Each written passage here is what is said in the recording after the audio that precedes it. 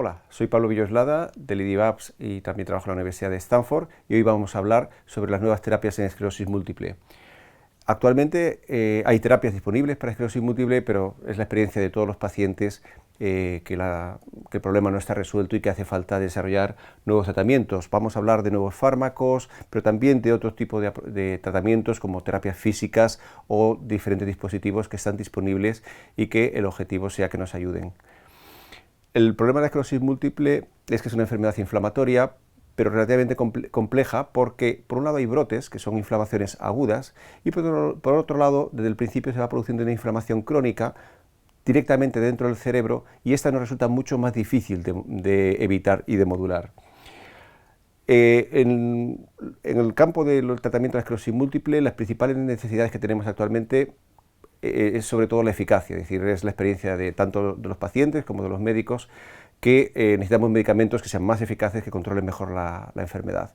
Por supuesto, la seguridad es muy importante, es decir, que los medicamentos sean bien tolerados, que no produzcan efectos secundarios graves. En una persona joven que tiene todavía por delante, pues lógicamente no le interesa que haya problemas por este motivo. Actualmente la mayoría de tratamientos que tenemos son lo que se llaman inmunoterapias. ¿Qué quiere decir esto?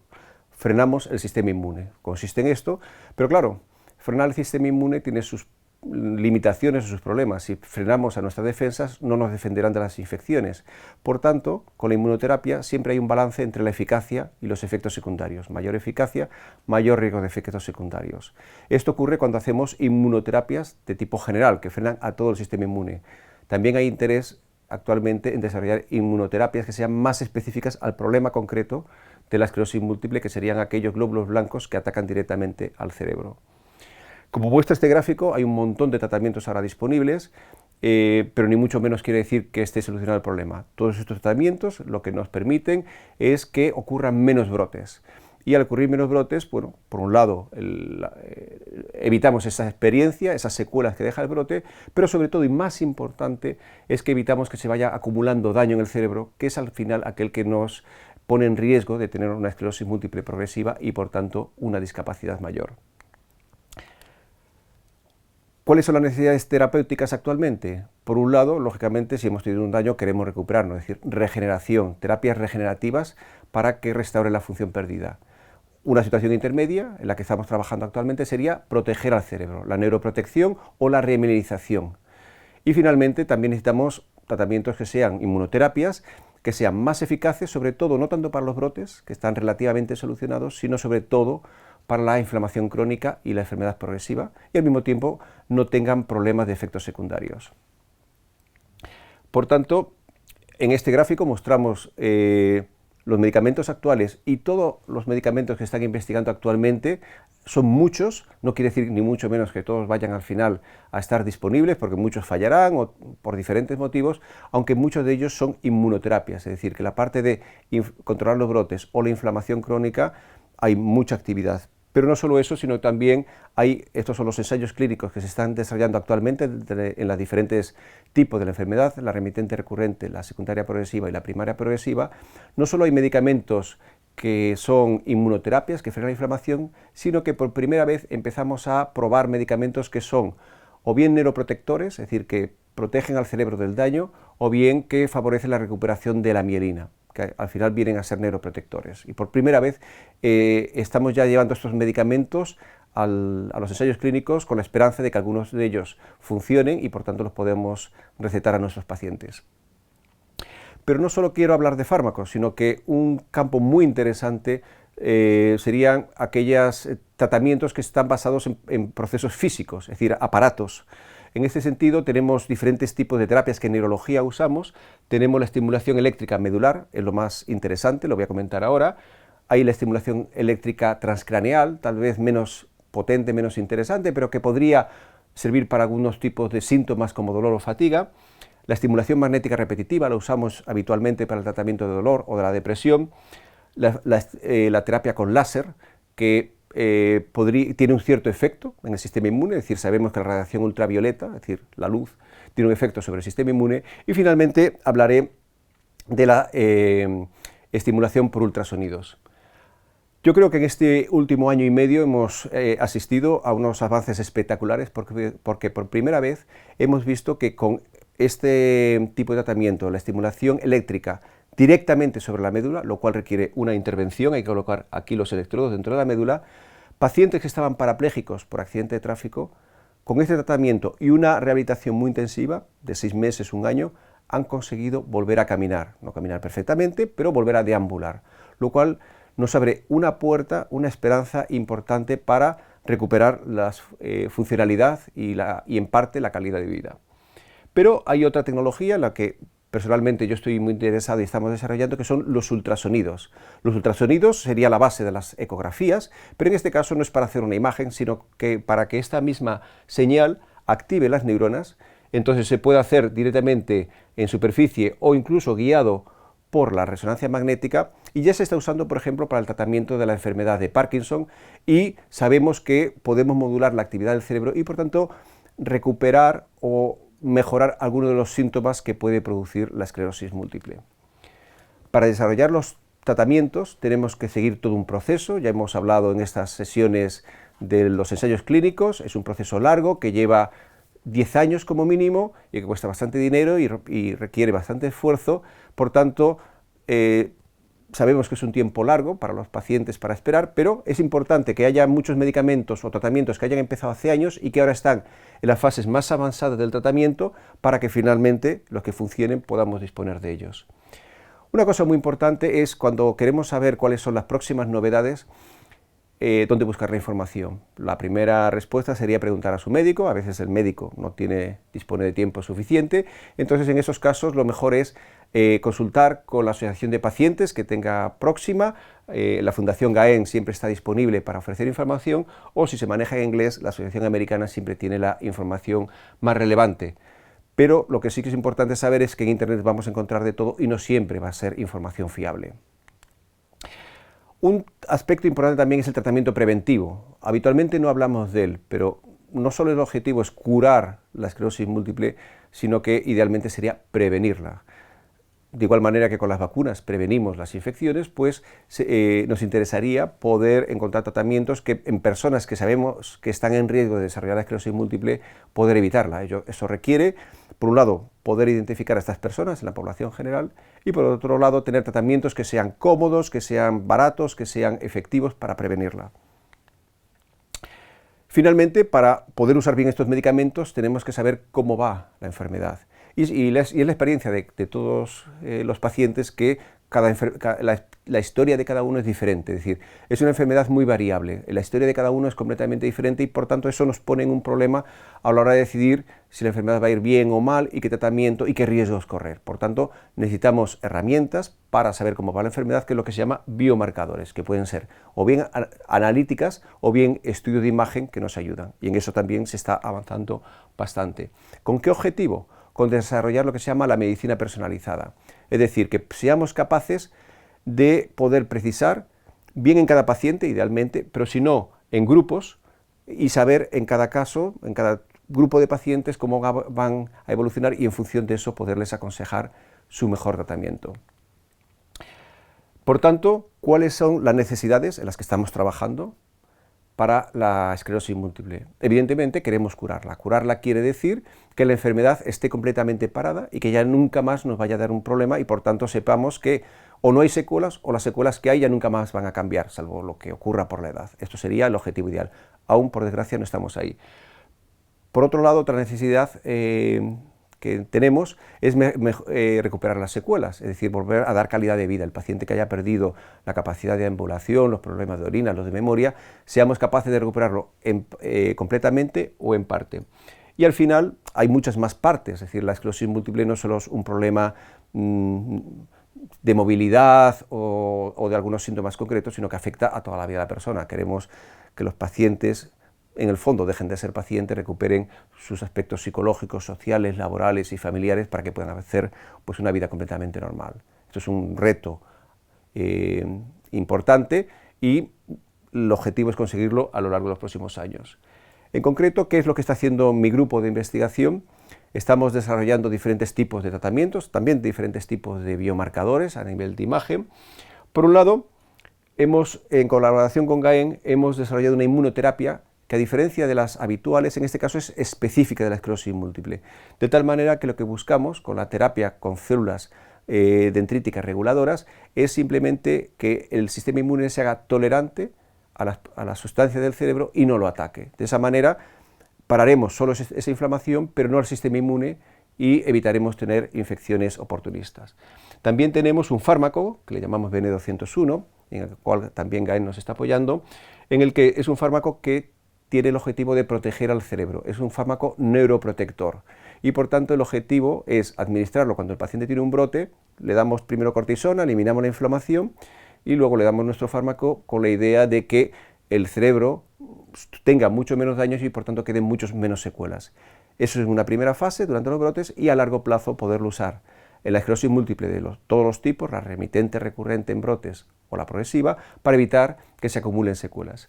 Y finalmente, como comentaba antes, en estas terapias físicas nos interesa especialmente los ultrasonidos, porque los ultrasonidos consiguen estimular las neuronas del cerebro, pero también consiguen estimular a otras células del cerebro que se encargan de limpiar o de cuidar al cerebro, y de esa manera poder mejorar la recuperación de algunas lesiones, especialmente las de la médula, porque son accesibles y porque tienen mucho más impacto, y que se recuperen de una forma más rápida y de una forma más eficiente.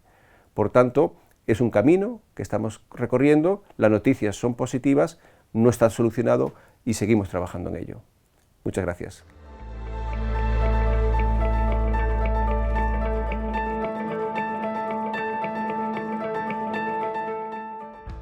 Hola Pablo, muchísimas gracias por esta presentación tan completa. Me ha llamado mucho la atención, sobre todo cuando has estado comentando la estimulación, las nuevas terapias, ¿no?, en estimulación eléctrica medular o del cerebro por ultrasonidos. ¿Para qué tipo de pacientes serían adecuadas? ¿Para tratar qué sintomatología? ¿Y cómo pueden acceder estos pacientes? Vale, esto ha sido un hallazgo, bueno, el fruto de muchos años de investigación, pero que ha ocurrido este año. Y entonces yo diría que es el avance más importante que ha habido en neurología este año. Es un tratamiento que de momento se está probando en pacientes parapléjicos de accidente de lesionado medular, es decir, que no tienen otra enfermedad, y los resultados han sido espectaculares, pero no es sencillo, me refiero. Esto quiere decir, primero, una intervención quirúrgica para poner los electrodos, y luego un programa de reeducación en el que hay que aprender a andar desde el principio, como un bebé. Me refiero, es un entrenamiento intenso, con el aparato, con especialistas y con rehabilitadores, para poco a poco volver a aprender a andar. Entonces, ¿cómo está la situación actual? Hay varios grupos en Suiza y en Estados Unidos que lo han desarrollado. Poco a poco se irá mejorando, se irá refinando, y por otro lado habrá que empezar a investigar en el campo de la esclerosis múltiple. El problema de la esclerosis múltiple es que es una enfermedad que no está parada, es decir, el lesionado medular no va a tener más daño y, por tanto, lo único que puede hacer es mejorar. En el caso de la esclerosis múltiple, esto merece la pena hacerlo cuando sepamos que la enfermedad no va a ir a más, porque si hacemos este esfuerzo y luego el paciente tiene un brote y lo pierde, pues sería una desgracia, ¿no? Aunque en realidad, una vez que hay esta lesión, sobre todo es el tema de caminar, de la fuerza de las extremidades, de las piernas y también de los brazos, en el que más se beneficiaría, tal vez esfínteres. Bueno, habrá que hacer los estudios para ver cómo aplicarlo a los pacientes de esclerosis múltiple, pero siempre hace falta tener la enfermedad parada con la inmunoterapia. Porque también, y comentas en temas locomotores sobre todo, pero temas cognitivos, mejorar ciertos aspectos cognitivos que se han podido ver afectados con el tema de estimulación cerebral por ultrasonidos. Esta en concreto no, la estimulación eléctrica medular es para la médula, sí. Es decir, ponemos los electrodos en la médula. Poner los electrodos en el cerebro se puede hacer, lo hacemos a los pacientes con epilepsia, los cirujanos lo hacen todos los días, pero es mucho más complicado, el cerebro es enorme, es decir, se pueden poner electrodos dentro, pero para recuperar funciones a día de hoy yo diría que no.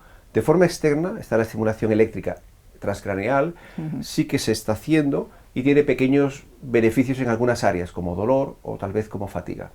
Muy bien. Y en el caso de los ultrasonidos, pues se está haciendo también para modular zonas específicas. Es decir, hay síntomas que dependen de una sola región del cerebro y por tanto ahí se puede estimular, y hay síntomas que dependen de todo el cerebro, y eso es mucho más difícil de recuperar. Muy bien, en general, Claro, hay mucha diversidad hoy en día gracias a la investigación de estos últimos años de mucha gente y hay un acceso a diferentes terapias. Todas ellas son igual de eficaces si tratamos de los distintos tipos de M, tanto puede ser una M infantil en una edad muy temprana o la progresiva o en remitente. No, no son iguales para nada. Hay dos cosas aquí. Por un lado, la esclerosis múltiple pediátrica la dividimos entre los niños menores de 12 años, que es una cosa muy rara y realmente diferente, y los niños mayores a partir de la pubertad, 12 años. Esa esclerosis múltiple es igual que la de los adultos, hay que tener en cuenta pues eso, la pubertad, el desarrollo y los aspectos psicológicos. Por lo demás, lo único que requiere la esclerosis múltiple pediátrica es hacer los ensayos clínicos específicos en niños que lo requieren las agencias reguladoras. Cuando se aprueba un fármaco, después de estar aprobado, se hacen los estudios pediátricos. Y la forma en brotes, pues se beneficia de los tratamientos que frenan los brotes. La forma progresiva muchas veces no se beneficia de estos fármacos que solo frenan brotes, tienen que también frenar la inflamación crónica que produce la progresión. Y en este sentido, solo algunos de los más recientes han empezado a mostrar un poco de eficacia, una cierta eficacia en frenar esa progresión de la discapacidad.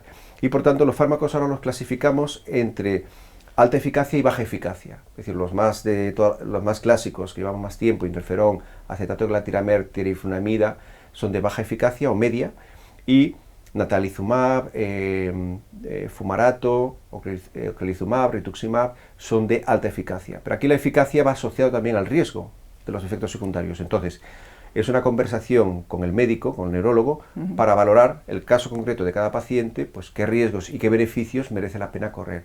Lo que sí está claro cada vez más es que merece la pena tratar la esclerosis múltiple de una forma enérgica desde el principio. Es decir, no ir subiendo poco a poco el tratamiento, sino intentar tener la enfermedad bien controlada desde el principio, porque la mayor parte del daño se produce al principio. Luego, las consecuencias las vemos más tarde.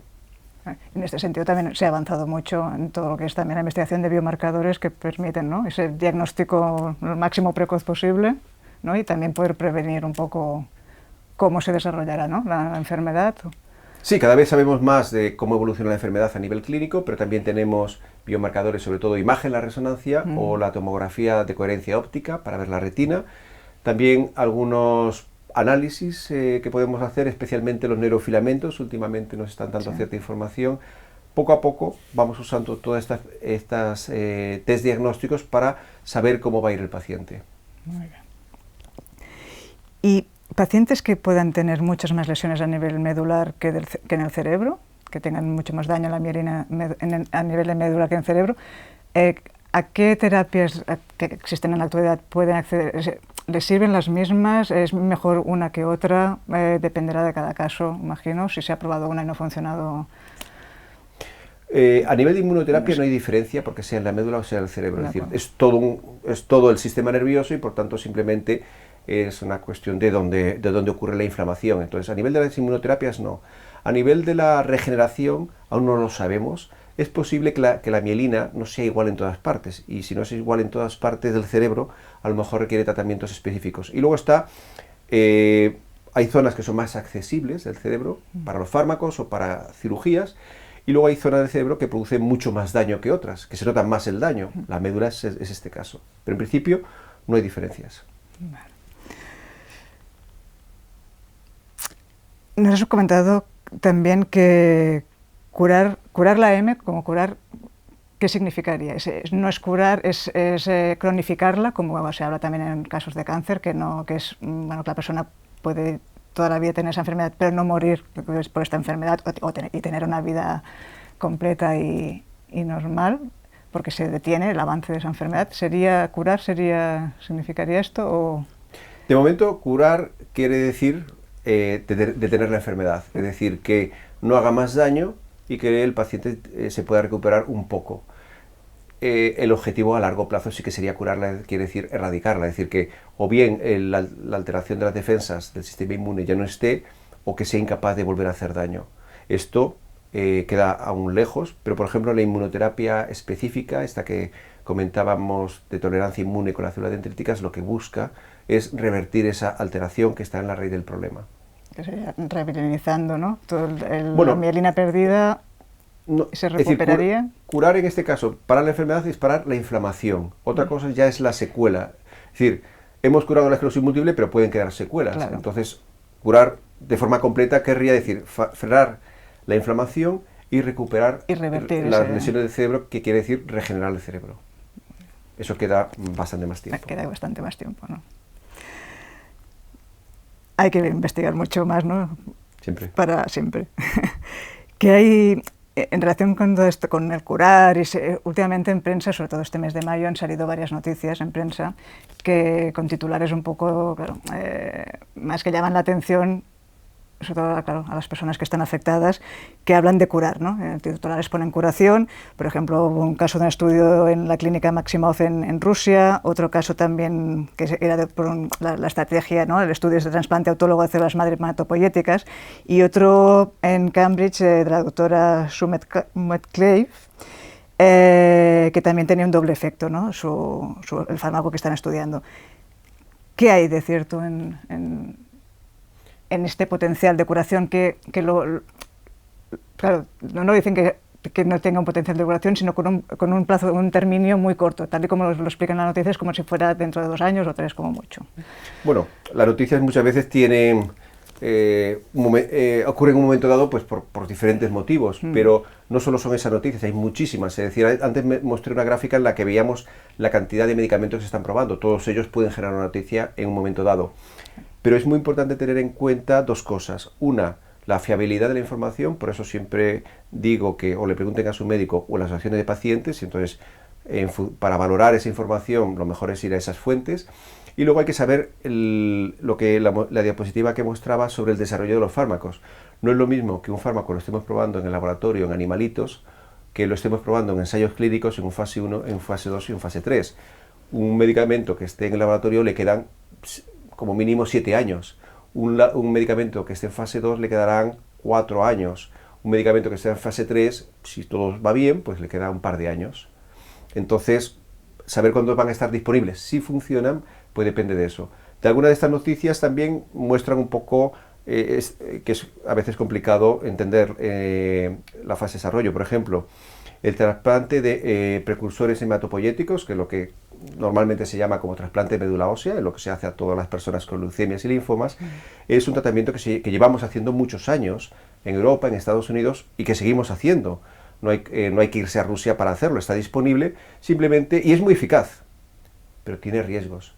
Tiene un 3% de mortalidad, y esto hay que saberlo, y hay que tomar una decisión basada en esto. Es decir, es muy eficaz en el sentido de que es el tratamiento más potente que tenemos para frenar la inflamación, pero tiene un precio. El precio es, como todos los trasplantados, que bajan las defensas y que van a haber infecciones oportunistas que pueden ser graves e incluso puede fallecer una persona por este motivo, y por ese motivo lo que hacemos es reservarlo para casos muy graves. Y por último, el otro ejemplo, bueno, pues es el de una proteína del cerebro que se llama factores tróficos, y es algo en lo que llevamos muchos años investigando, no solo esta persona, sino muchos otros grupos y empresas farmacéuticas, para intentar hacer neuroprotección, proteger al cerebro. Como el caso que nosotros mostrábamos del fármaco B901, viene de la idea de simular el efecto de otro factor trófico, no es el mismo, y esto lo que hace es hacer que las neuronas no se mueran y también protegen a las células que producen la mielina, y de esa manera, pues si las neuronas no se han muerto y las células que producen la mielina tampoco, favorecer la recuperación. Claro, Entonces, se está investigando en ello, pero lo importante es saber los medicamentos en qué fase están de desarrollo a nivel de los ensayos clínicos. Sí, como es, por ejemplo, este caso estaban aún en preclínica, que era con modelo animal. Claro, vemos muchas noticias que están aún en laboratorio. Y antes mostraba en la gráfica que había como una especie de embudo.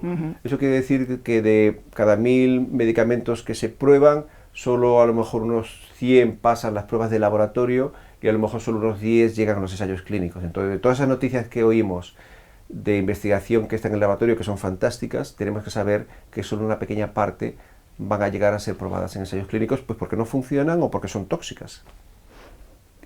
Muy bien, Pablo, muchísimas gracias por aclararnos los 4 conceptos e ideas y por dedicarnos tu tiempo. Hasta pronto. Un placer.